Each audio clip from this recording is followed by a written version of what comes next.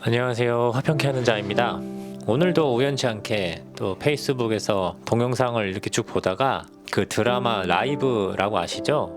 예전에 방영했었던 드라마인데 그 지구대 경찰분들 이야기를 다루고 있잖아요. 그 에피소드 중에서 오늘 제가 우연히 본 거는 그 촉법소년에 관련된 이야기였어요. 요즘 또 그 촉법소년들이 벤츠 훔쳐 타다가 경찰 앞에 잡히고 언론에 잡혔는데 이제 가운데 손가락을 이렇게 펼쳐 보이는 욕을 해가지고 또 한참 이슈가 됐었죠. 근데 제가 대학원 다닐 때 한 2년 정도를 그 매주 월요일마다 소년원 친구들을 만나러 갔었어요. 그 선우회라는 여성 집사님 권사님들이 모여서 그 소년원 친구들을 만나서 함께 식탁 교제 나누고 또 복음도 전하는 그런 단체에 제가 우연치 않게 소개받아 가서 한 2년 정도를 이제 설교하고 예배드리고 함께 밥 같이 먹고 이야기 나누는 사역을 쭉 했었는데 그 촉법소년들 이야기 나오니까 그 친구들이 생각이 나더라고요. 그때 이제 제가 그 소년원 다녔을 때 첫날이 아직도 잊혀지지가 않아요. 첫날 제가 설교를 뭘 했었냐면은 예수님께서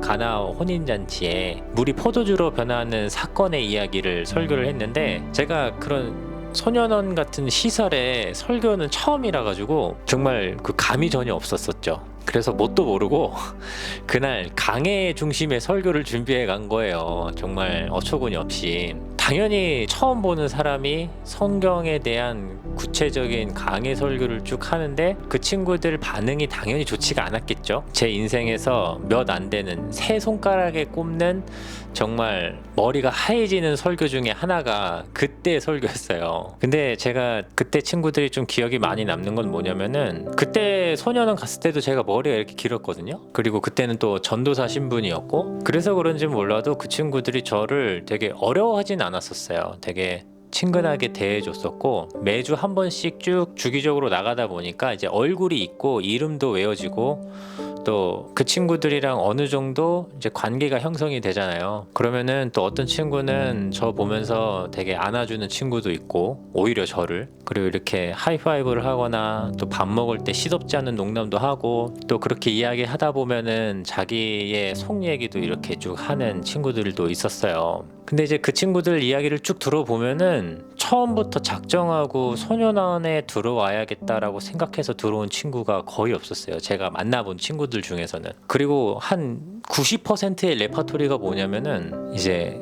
가정 폭력에 시달려서 이제 부모님이죠. 부모님으로부터 어떤 학대, 그게 이제 폭력이 될 수도 있고 뭐 여러 가지 형태의 폭력, 그것을 피해서 집을 나왔는데 뭐 미성년자니까 어디에서 알바하는 것도 쉽지 않고 돈 벌기가 쉽지가 않으니까 자기네끼리 이렇게 무리지어서 다니게 되고 또 그렇게 무리지어서 다니게 되니까 또 충동적으로 싸움박질하게 되고 또 돈이 없으니까 훔치기도 하고 사기도 치고 뭐 그렇게 하다가 이제 잡혀서 들어온 친구들이 태반이었거든요.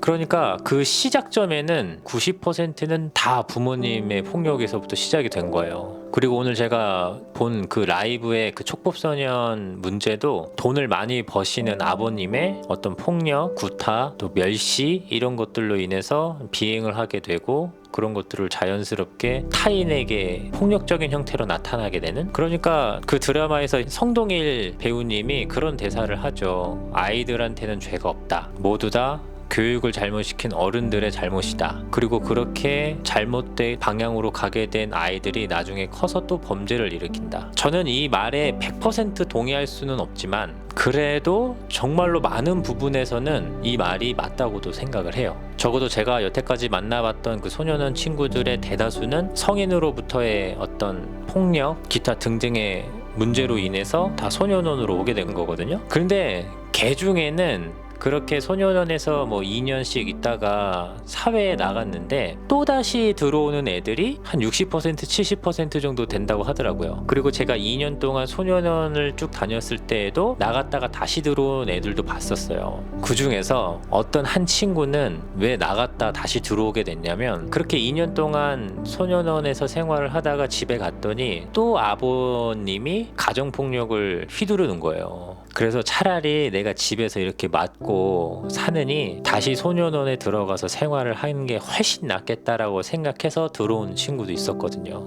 이제 물론 요즘 사회에서 이슈되는 촉법소년들 보면은 되게 대담하고 위험한 비행들을 많이 하잖아요. 범죄를 많이 저지르는데 그 친구들을 옹호하기 위해서 제가 이런 얘기하는 건 아니에요. 그 친구들이 그렇게 된 이유가 모두 부모의 문제 혹은 어른들의 어떤 문제 뭐 이런 것들이기 때문에 그 친구들이 이렇게 비행을 저지른다, 이 얘기를 하고 싶은 게 아니라, 어떤 면에서는 우리가 굉장히 이 친구들에 대해서 생각보다 많은 관심이 필요하고 제도적인 장치나 아니면 법률 이런 것들이 더 세분화되고 구체적이고 실천적인 내용들로 좀 실행이 되어져야 한다라는 것들을 좀 생각하게 돼서 얘기를 좀 나누게 된 거죠. 방금 말씀드린 그 친구 같은 경우도 그 친구의 경험이 일반화시킬 수 있는 건 아니지만 어떻게 보면은 소년원에서의 2년이라는 시간을 잘 마치고 사회에 복귀를 시킬 때 그들이 사회에서 잘 정착할 수 있는 방안들이 과연 무엇이 있을까? 또다시 사회에 덩그러니 내팽겨져서 적자생존의 무시무시한 사회 안에서 자신들의 힘으로 다시금 일어서야 하는, 어떻게 보면 족쇄와 같은 이런 현실에서 올바르게 성장하고 다른 평범한 사람들과 동일하게 생활을 한다라는 것은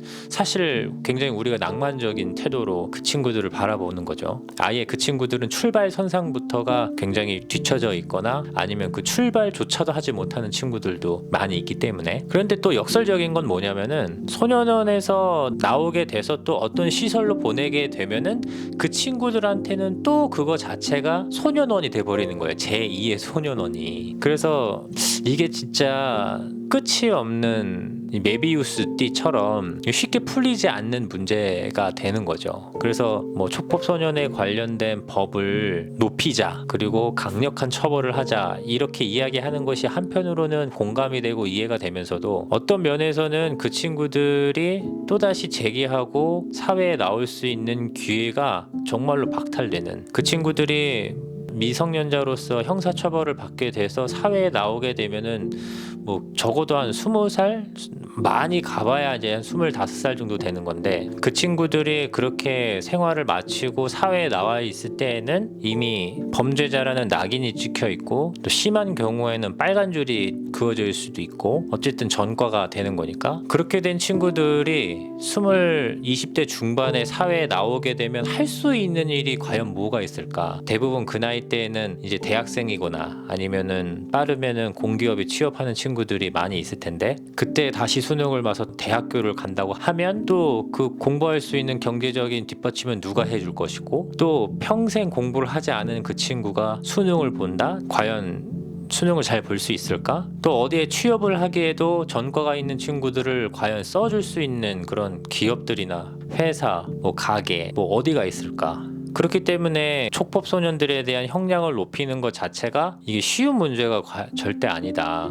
양쪽의 이야기가 너무나 맞는 이야기인데 이 이야기를 정말 제도적으로 형편에 맞게 만든다는 거는 굉장히 좀 어려운 일일 수 있다. 아무튼 그 친구들이 뭐 생각이 나네요. 지금 뭐 잘 살고 있는지, 어떻게 생활을 하고 있는지 궁금하기도 하고, 뭐 나갈 때는 뭐 자기의 어떤 나름대로의 나가서 무엇을 할 것인지에 대한 나름의 꿈들이 각자가 있었는데 정말 그거를 잘 실현하고 생활을 하고 있는지 정말 궁금해지는 좀 밤이 되는 것 같아요.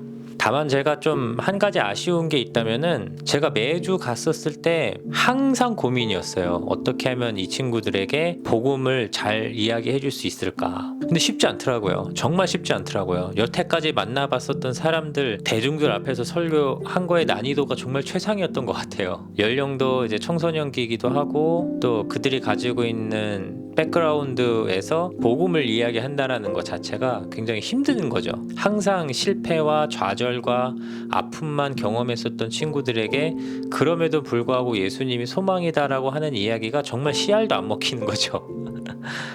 아무튼 조금 더 열심히 말씀을 잘 준비해서 전했었으면 또 어땠었을까라는 어떤 좀 미련? 후회? 뭐 많이는 아니지만 그래도 가끔씩 생각이 나요. 내가 조금 더 능력이 있었고 탁월했었더라면 그들에게도 그 메마른 땅에 단비가 되듯이 성령께서 그들의 마음을 움직이셔서 하나님과의 인격적인 만남이 있지 않았었을까, 뭐 그런 생각들. 아무튼 저는 그때 제 위치에서는 최선을 다하긴 했는데 뭐 그런 생각도 종종 들기도 합니다. 오늘 영상은 여기까지고요. 내일도 좋은 이야기들을 준비해서 여러분들께 찾아뵙도록 하겠습니다. 샬롬.